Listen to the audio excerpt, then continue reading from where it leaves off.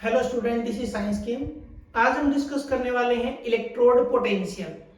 और ये टॉपिक जुड़ा हुआ है जिंक कॉपर सेल के साथ। क्यों जुड़ा हुआ है? क्योंकि उसमें हमने एक रिएक्शन स्टडी किया था। रेडॉक्स यानी कि ऑक्सीडेशन हमने लेफ्ट बीकर में पढ़ा, रिडक्शन हमने राइट बीकर में पढ़ा। क्लियर?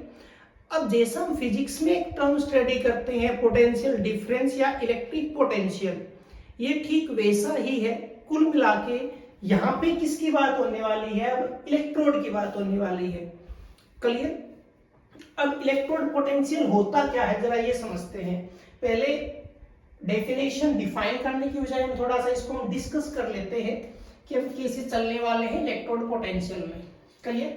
अब जैसा वर्ड से पता चल रहा है कि इलेक्ट्रोड का पोटेंशियल है ये, ठीक है, यानी कि इलेक्ट्रोड के ऊपर कोई ना कोई चार्ज क्रिएट होने वाला है। इलेक्ट्रोड पर कोई ना कोई चार्ज क्रिएट होने वाला है। और जिंक कॉपर सेल में हमने देखा था कि एक हम पॉजिटिव लेते हैं, एक एनोड होता है और दूसरा कैथोड होता है।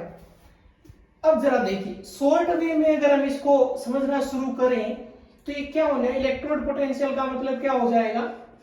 पोटेंशियल को हम क्या मानते हैं? पावर मानते हैं। पोटेंशियल को हम क्या मानते हैं? पावर मानते हैं। तो ये क्या हो जाएगा? पोटेंशियल ऑफ इलेक्ट्रोड हो जाएगा। अब इस बात का मतलब क्या कि हम दो तरीके के इलेक्ट्रोड लेते हैं, ठीक है। एक तो हम लेते हैं एनोड जो क्या होता है नेगेटिव, और एक हम क्या लेते हैं कैथोड जो क्या होता है पॉजिटिव। और इसके रीजन भी हमने समझ लिए थे कि इलेक्ट्रोकेमिकल सेल में एनोड है वो नेगेटिव यानी कि इलेक्ट्रॉन का सोर्स बन जाता है और कैथोड वो पॉजिटिव का सोर्स बन जाता है। तो यहाँ पॉजिटिव की बजाय नेगेटिव साइन होता है और यहाँ नेगेटिव की बजाय पॉजिटिव साइन होता है, ठीक है। वो पुरानी बातें होंगी। अब ये होता कैसे है जरा देखिए। बेटर समझने के लिए हम शायद वही एग्जांपल का हम यूज कर ले, जैसे कि अब हम दोनों बीकर की बजाय एक को स्टडी करेंगे। हमारे पास कुछ ऐसा था कि हमने जिंक सल्फेट का सॉल्यूशन ले रखा है। हमने क्या ले रखा है? जिंक सल्फेट का सॉल्यूशन। थोड़ा इसको बड़ा बना लेते हैं। तो हमने जिंक सल्फेट का सॉल्यूशन ले रखा था और उसके अंदर जिंक का ही रोड हमने डिप करके रखा है। क्लियर? तो ये मैंने जिंक सल्फेट शो किया। अब मैं एक रोड शो कर रहा हूं जो किसको लेकर है? जो है जिंक से बना हुआ। ओके, आज हम सेंटर में बना देते हैं क्योंकि हमें 1 बाय 1 स्टडी करना है। क्लियर? तो ये कुछ ऐसा है। अब जरा ध्यान से देखिए। अब मैं ये देख लेता हूं कि कोई वायर वगैरह फिलहाल आगे कुछ अटैच नहीं है, सिर्फ इतना ही है हमारे पास कि ये क्या है? जिंक है और ये क्या है? जिंक सल्फेट है। और जिंक सल्फेट होने का मतलब हमारे पास जिंक 2 पॉजिटिव आयंस और SO4 2 नेगेटिव आयंस है। क्लियर? अब जैसा हमने डायरेक्ट और इनडायरेक्ट में भी समझा था कि आयन तो एक जैसे हैं कि जो आयन नीचे है एक्वास फॉर्म में वही ऊपर किसमें है? सॉलिड फॉर्म में है। तो यहाँ पे अगर कुछ चेंज हो भी रहा है तो शायद हम ध्यान से ऑब्जर्व ना कर पाए। अब यहाँ पे क्या होता है कि जो टेंडेंसी है, जो मेटल की टेंडेंसी है, यानी कि according to metal tendency, metal के टेंडेंसी के अकॉर्डिंग क्या होगा यहाँ पर कि जो जिसको ऑक्सीडाइज होना है वो ऑक्सीडाइज होगा। तो जो जिंक सॉलिड है रोड की फॉर्म में वो क्या बनाता है? जिंक 2 पॉजिटिव बनाता है और 2 इलेक्ट्रॉन। इसका मतलब यहां से आयन किस में आना शुरू हो जाते हैं? सॉल्यूशन के अंदर, इलेक्ट्रोलाइट के अंदर। और इलेक्ट्रोलाइट में ऑलरेडी जिंक 2 पॉजिटिव है, यानी कि फिलहाल ये जो प्रोसेस है ये यानी कि स्टार्टिंग के अंदर, इनिशियल के अंदर जब ये स्टार्ट हुआ है प्रोसेस, तब ये कहां जा रहा है? Only forward. कहां जा रहा है? ओनली फॉरवर्ड जा रहा है। क्लियर? अब आयंस आते रहेंगे। इससे हो गया क्या? इससे कंसंट्रेशन ऑफ Zn2 पॉजिटिव क्या हो जाएगा? इंक्रीज हो जाएगा, ठीक है। अब आगे कोई हमने कनेक्शन कर नहीं रखा, इसका मतलब टाइम के साथ यहाँ पे जिंक 2 पॉजिटिव इंक्रीज हो गया और टाइम के साथ यहाँ पर क्या आ जाएंगे? इलेक्ट्रॉन आ जाएंगे। क्या आ जाएंगे? इलेक्ट्रॉन। तो एक डिफरेंस आ गया कि इलेक्ट्रोड जो है वो नेगेटिव से फुल हो गया और जो इलेक्ट्रोलाइट वो पॉजिटिव से फुल हो गया। क्लियर। अब हम एक पॉइंट और डिस्कस करते हैं जिसको हम इक्विलिब्रियम कहते हैं। इक्विलिब्रियम मतलब एक मैक्सिमम लिमिट पर जाकर ऑक्सीडेशन क्या हो जाएगा, बंद होगा। और जब ऑक्सीडेशन बंद होगा यानी कि वो प्रोसेस फॉरवर्ड के साथ साथ क्या जाने लगेगा, बैकवर्ड भी जाने लगेगा। तो कंसंट्रेशन Zinc2 पॉजिटिव इंक्रीज हो गया और नेगेटिव चार्ज किस पर आ गया, नेगेटिव चार्ज ऑन इलेक्ट्रोड आ गया। नेगेटिव चार्ज किस पर आ गया, इलेक्ट्रोड पर आ गया। अब ये वर्क हुआ। अब प्रोसेस कहां होगा, इक्विलिब्रियम पर कहां जाएगा, एट इक्विलिब्रियम। अब एक सिचुएशन ऐसी आएगी कि अगर थोड़ा सा भी अगर जिंक रोड से निकला तो जो सॉल्यूशन में Zinc2 पॉजिटिव है वापस से किस पर चला जाएगा, रोड पर चला जाएगा। यानी कि इक्विलिब्रियम आ जाएगा किसके बीच में, जिंक सॉलिड जो रोड की फॉर्म में है और Zinc2 पॉजिटिव जो एक्वास फॉर्म में है, उन दोनों के बीच में क्या आ जाएगा, इक्विलिब्रियम आ जाएगा। और इस इक्विलिब्रियम पर ही हमारे पास क्या आएगा, मैक्सिमम डिफरेंस आ गया किसमें, चार्ज में, कि एक तरफ माइनस फुल है एक तरफ प्लस फुल है। इसको हम क्या बोलेंगे, पोटेंशियल डिफरेंस। पावर में डिफरेंस आ गया तो मैक्सिमम पोटेंशियल आ जाएगा यहां पर, किस पर, इक्विलिब्रियम पर। इक्विलिब्रियम पर क्या आ जाएगा, मैक्सिमम पोटेंशियल। अब हमारे लिए डेफिनेशन को समझना आसान होगा। अब ये हमने किसकी हेल्प से समझा, ये तो हमने समझा ऑक्सीडेशन की हेल्प से। सेम क्या हो जाएगा, रिडक्शन। यानी कि जो इलेक्ट्रोड पोटेंशियल है वो हमें दो तरीके का पढ़ना पड़ेगा, एक तो ऑक्सीडेशन पोटेंशियल और एक रिडक्शन पोटेंशियल। तो हमेशा ध्यान रखना कि पहले प्रोसेस फॉरवर्ड जाता है, कंसंट्रेशन में एक मेजर डिफरेंस आने के बाद वहां पे इक्विलिब्रियम आता है, यानी कि चीजें स्पॉन्टेनियस ही है। अब इक्विलिब्रियम क्यों आ रहा है, कैसे आ रहा है, क्लियर।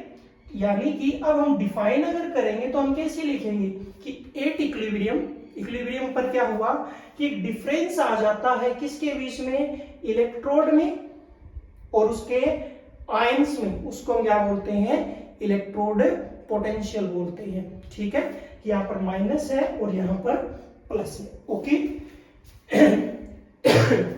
अब हम इसको डिफाइन करते हैं। ओके, तो मेटल की टेंडेंसी के अकॉर्डिंग अगर मेटल का टेंडेंसी ऑक्सीडाइज का हुआ तो ऑक्सीडेशन पोटेंशियल बनेगा, क्योंकि मेटल का भी अपना अपना नेचर होता है। ठीक है, मेटल का भी अपना नेचर होता है, उसी के अकॉर्डिंग तो हम उसको सेल में यूज करते हैं।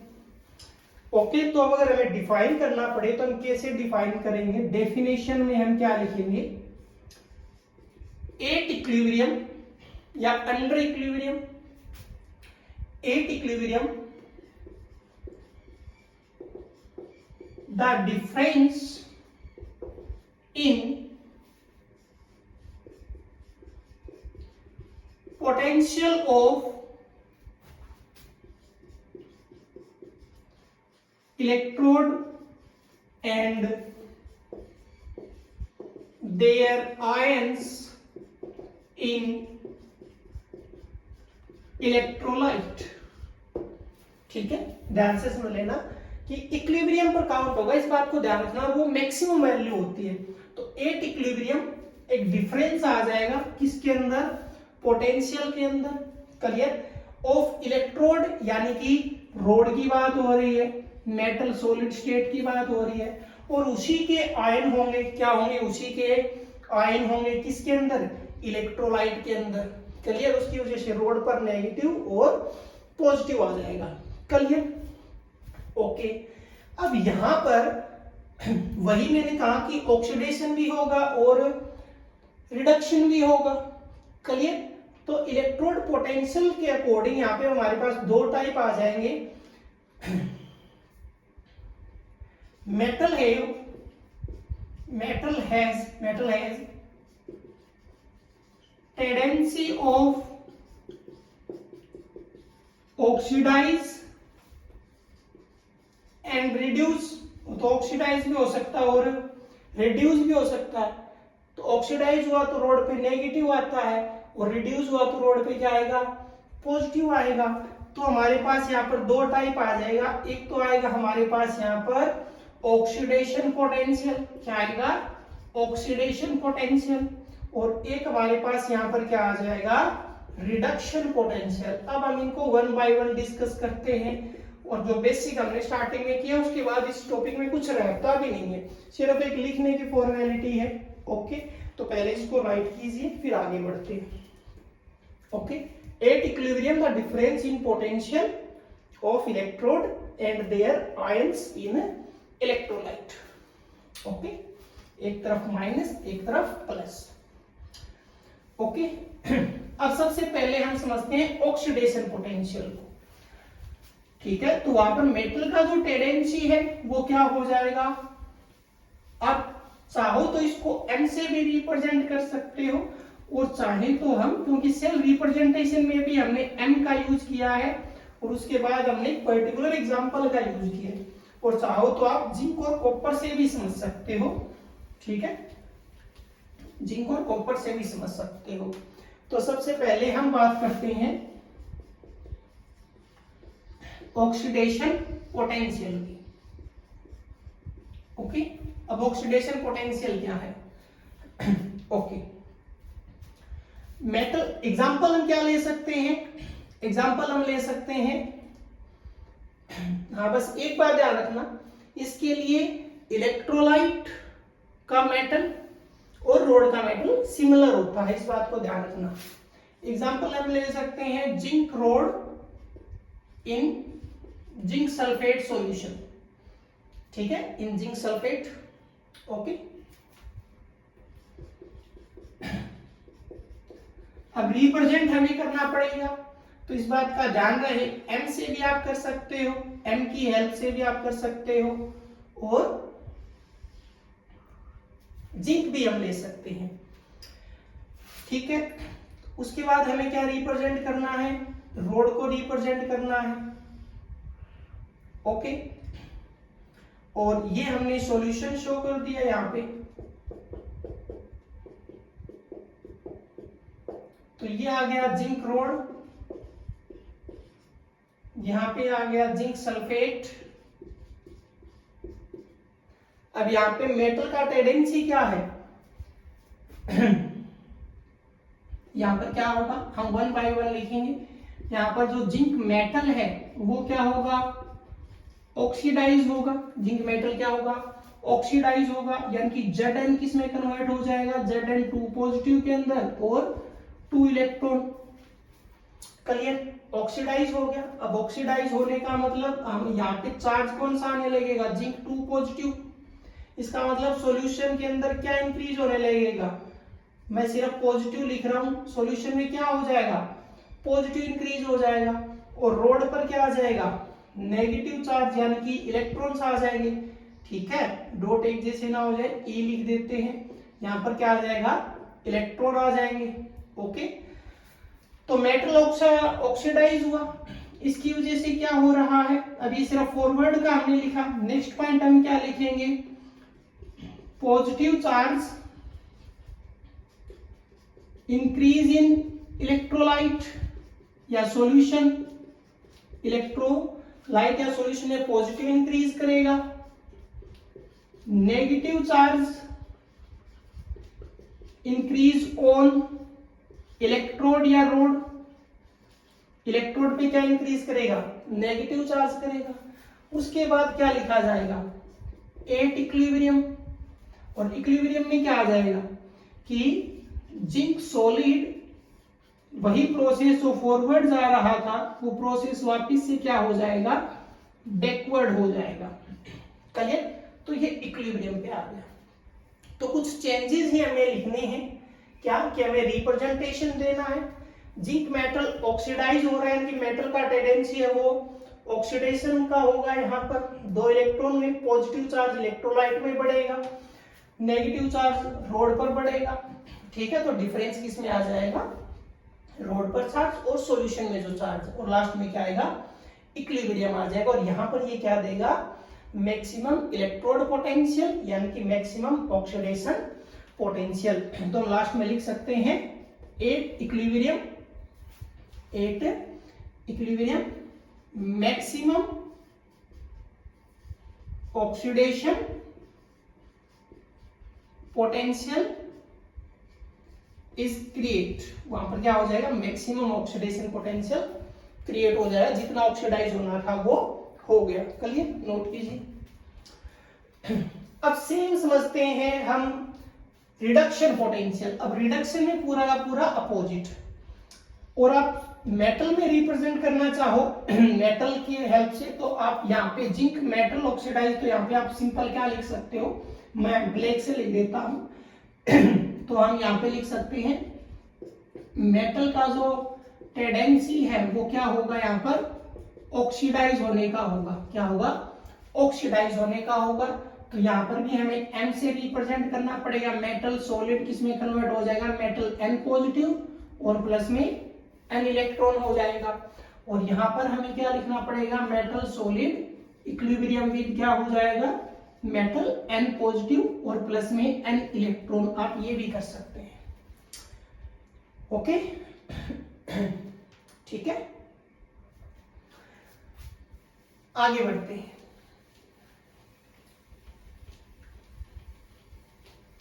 एज इट इज इसका अपोजिट हमें क्या बनाना है, रिडक्शन पोटेंशियल बनाना है। क्या बनाना है, रिडक्शन पोटेंशियल। और अब की बार मैं एक साथ लिख देता हूं, एम की फॉर्म में भी और एक एग्जांपल के साथ भी।